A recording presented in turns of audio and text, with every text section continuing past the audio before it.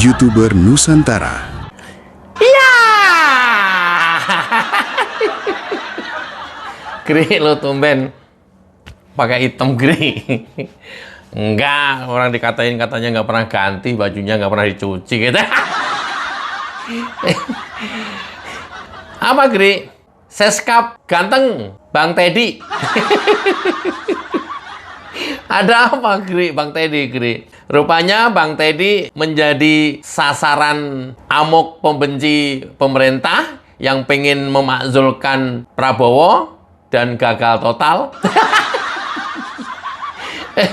Salah satu sasarannya di antara Mas Gibran kemarin sekarang menyasar ke Teddy. Hampir media sosial disibukkan dengan berita negatif tentang Teddy.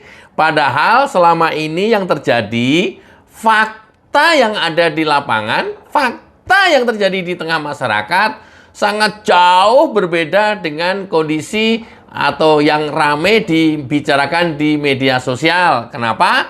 Karena di media sosial itu adalah banyak kepentingan, banyak para politisi, pengamat, dan lain-lain yang pengen juga berkuasa. Bener. Oleh karena itulah kemudian informasi atau berita yang ramai dibicarakan di media sosial itu tidak serta-merta mencerminkan kondisi masyarakat yang sebenarnya. Karena faktanya orang masih banyak sekali yang jatuh cinta pada sang ganteng Mayor Teddy. Udah nggak Mayor, Gri, udah naik, ya udah Seskap Teddy. Si ganteng Seskap Teddy tetap menjadi idola masyarakat, idola rakyat Indonesia, terutama idola kaum wanita dan emak-emak. Loh, fakta ini nggak bisa dimunafikkan begitu saja. Tapi tidak hanya sekedar emak-emak yang mengidolakan kegantengan Teddy, masyarakat dan rakyat pada umumnya juga senang terhadap penampilan cool yang ditampilkan oleh Teddy di media mainstream, dan setiap kali kita bisa lihat Teddy bagaimana mengamankan Presiden ke-8 Republik Indonesia, Prabowo Subianto. Apalagi sekarang sudah menjadi Seskap, Bang Teddy tetap handsome. Gri, lu jangan-jangan jatuh cinta sama Teddy, Gri. Ya, makanya untuk itu coba kita tes ya seperti apa respon masyarakat terhadap Teddy. Cekidot. Kamu sehari-harinya gimana jadi? Ini lampu merah.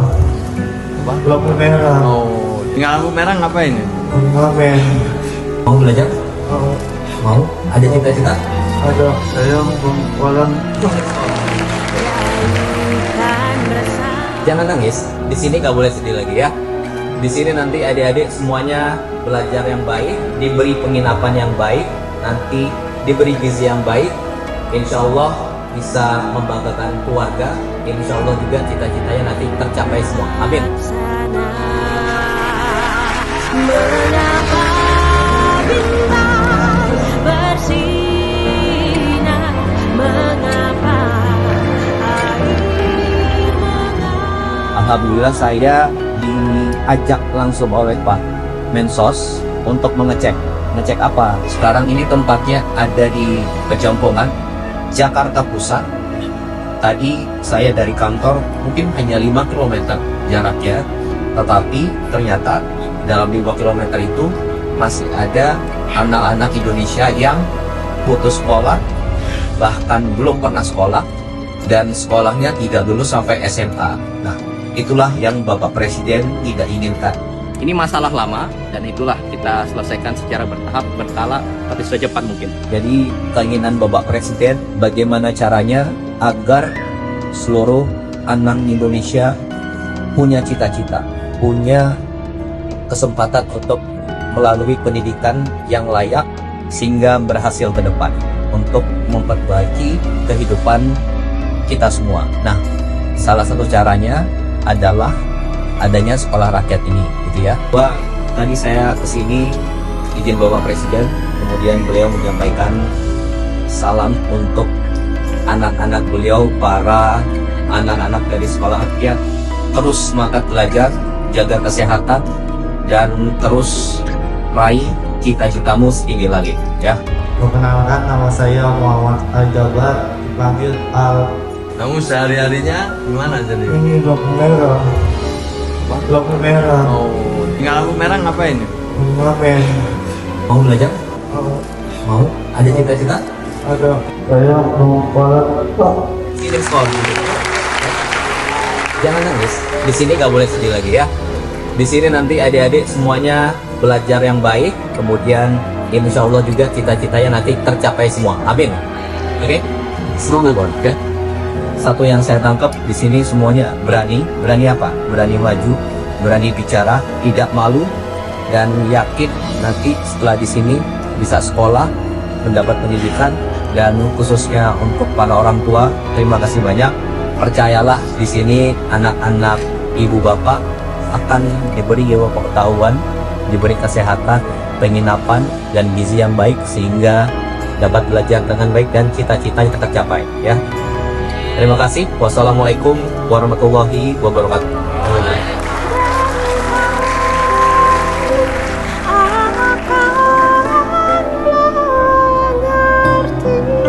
Itulah Teddy, hubungan dan kedekatan pejabat di negeri ini dengan masyarakat dan rakyat Indonesia. Ya, kita tahu dalam video tayangan tadi betapa terjadi engagement yang luar biasa antara pejabat setingkat Seskap, Teddy, dengan masyarakat dan rakyat Indonesia. Kalau sudah seperti ini, kalian masih mau melintir-melintir lagi? Kalian masih mau terus menyerang Teddy? Ya nggak apa-apa, karena apa? Satu, dasarnya kebencian. Dua, dasarnya bagaimana caranya supaya bisa menjatuhkan Prabowo Subianto. Otomatis nanti juga akan berujung menjatuhkan Gibran Raka Buming Raka. Terus kemudian pengen menggantikan menjadi presiden dan wakil presiden. Kalian para orang-orang yang kalah Pilpres kemarin ngimpinya ketinggian.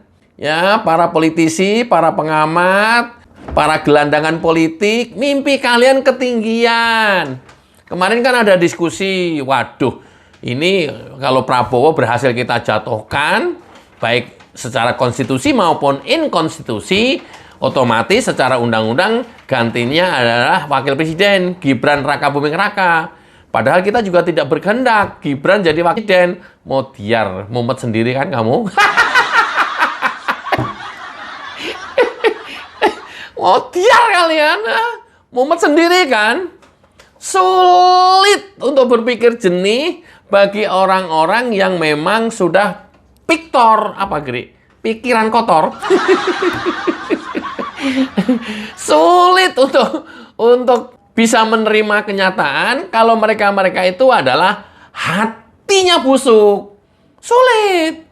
Contohnya apa yang terjadi selama ini, mereka menafsu banget pengen menjatuhkan Prabowo, kemudian di tengah perjalanannya baru berpikir, waduh, kalau berhasil Prabowo jatuh, Gibran gantiinnya. Kerjaan lagi nih katanya. Kalian tuh kalau dungu, mbok ya jangan kebangetan gitu loh. Akhirnya diketawain oleh masyarakat, diketawain oleh rakyat yang selama ini mendukung Prabowo Gibran, selama ini mendukung pemerintahan yang sah. Hasil pemilu 58%, terpilih secara demokratis. Kan itu salurannya, itu konstitusinya.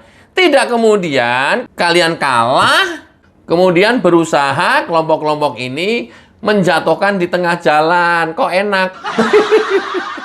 Oi, kalau pengen berkuasa, usaha. Kalau pengen jadi presiden, usaha. Gimana caranya? Tunggu sampai 2029 lagi nanti. Aduh, berat soalnya, Gri. Kita tunggu 2029. Kayaknya Prabowo Gibran 2 periode nih katanya. Makin mumet kan kalian? Hah? Nah, ya udah. Kalau kemudian kalian sudah merasa pasti kalah nanti perang di 2029 dan Prabowo Gibran menang lagi, tunggulah 2034. Waduh, Gri, lu jangan ngakalin gua, Gri. 2034 udah pasti Gibran yang naik, Gri. Oh, dia kan kalian? Hah? Buntu kan kalian? Ini semuanya karena perilaku, tabiat, attitude, moral. Ya, kalau moral kalian udah rusak, udah bejat, sampai kapanpun juga nggak akan mendapat simpatik dari masyarakat. Lo akhirnya menjadi gelandangan politik. Pengen merusak negara ini, mengacaukan negara ini, menjatuhkan presiden, wakil presiden yang sah di tengah jalan secara inkonstitusional. Kan itu muaranya. Karena dia udah prediksi, waduh, terlalu lama ini. Kalau nggak hari ini jatuh Prabowo Gibran, sampai 2034 juga belum tentu kita berkuasa nih. Ternyata kalkulasi mereka tidak berhenti sampai 2034. Karena apa? Setelah ini nanti periode 2029-2034, Prabowo Gibran 2 periode, besar kemungkinan Gibran bisa terpilih menjadi presiden di periode 2034-2039. Itu periode pertama Gibran. Kayaknya sih sangat mulus, makanya ketakutan banget kan para pengamat, politisi, orang-orang yang kalah, partai politik yang kemarin kalah, ketakutan banget. Ya, para mantan jenderal. Karena dipastikan Gibran bisa saja sangat gampang terpilih nanti di periode pertama 2034-2039. Karena kinerjanya Gibran yang seperti kita lihat hari ini, besar kemungkinan dan sangat mudah sekali Gibran bisa melenggang 2 periode, 2039-2044 itu periode Gibran menjadi presiden. Terus kapan kita berkuasa, Gri? Kalian secara kalkulasi politik bisa terpilih oleh rakyat masyarakat Indonesia secara demokratis, secara konstitusional, melalui mekanisme pemilu nanti di atas 2044 baru kalian bisa terpilih. Oleh karena kondisi inilah kemudian orang-orang kelompok yang pengen memakzulkan Prabowo hari ini dan sekaligus memakzulkan Gibran hari ini, tidak ada pilihan lain, makanya kalau Prabowo Gibran tidak bisa dijatuhkan hari ini, dia sudah berhitung sampai 2044, automatically mereka tidak lagi bisa berkuasa dan tidak lagi bisa menduduki pemerintahan yang bakal berlangsung ke depannya. Tapi ini masyarakat sangat logik. Kenapa? Tentu akan memilih orang-orang yang capable. Tentu akan memilih orang-orang yang jujur. Tentu akan memilih orang-orang yang tidak memikirkan keluarga, kelompok, dan partainya saja. Kita udah tahu kan? Orang-orang yang sekarang ini terus-terusan mengumbar moncong jahatnya. Ketahuan kan? Arahnya kemana? Ya, secara pribadi pengen berkuasa. Kemudian keluarganya. Kemudian partai politiknya atau kelompoknya. Kan itu. Udah kebaca jelas. Kalau kemudian Indonesia dikuasai oleh mereka-mereka ini, ya jangan harap kita bisa maju. Apalagi kemudian kita berharap Indonesia bisa sejajar bahkan melebihi dengan negara-negara lain. Itulah kenapa dicanangkan Indonesia Emas 2045. Pokoknya kalau orang-orang yang hari ini terus-terusan menyerang pemerintah, apalagi yang hari ini mereka pengen makzulkan Prabowo Gibran, itulah orang-orang yang pengen merusak negara ini. Apapun alasannya. Kalau kalian mau dan gentleman, tunggu 2029. Perang lagi. Ya, musuhan lagi, berantem lagi, kompetisi lagi, rebutan kekuasaan lagi. Oke, nggak masalah. Karena itu mekanismenya ada. Diatur oleh konstitusi. Gitu loh, Blok. Oh alah. Gri, maksud lu yang lu bahas itu siapa, Gri? Ya orang-orang yang hari ini terus-terusan mewacanakan makzulkan Prabowo Gibran. Itu. Siapa, Gri? Aku nggak sebut nama. Kenapa, Gri? Takut disomasi, Gri.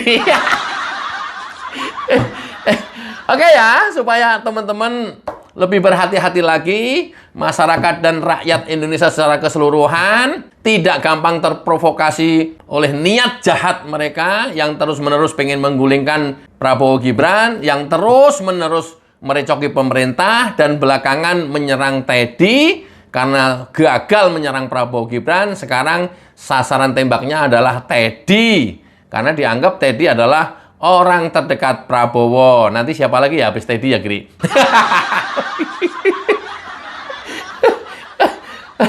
Jos kan? Manusia-manusia kelompok-kelompok yang pengen merusak negara ini. Ya, jos kan? Oke, supaya lebih jos lagi, enjoy bersama jingle lagu Ceboker Nusantara. Check it out. Katanya kita Cebokers.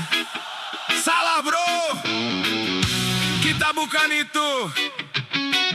Kita ini suara yang gak bisa dibungkam. Cebokers, Cebokers. Cara epik bongkar kebohongan Roy Suryo. Cebokers, Cebokers. Cara epik bongkar kebohongan Roy Suryo. Bongkar, bongkar kebohongan RS Roy Suryo.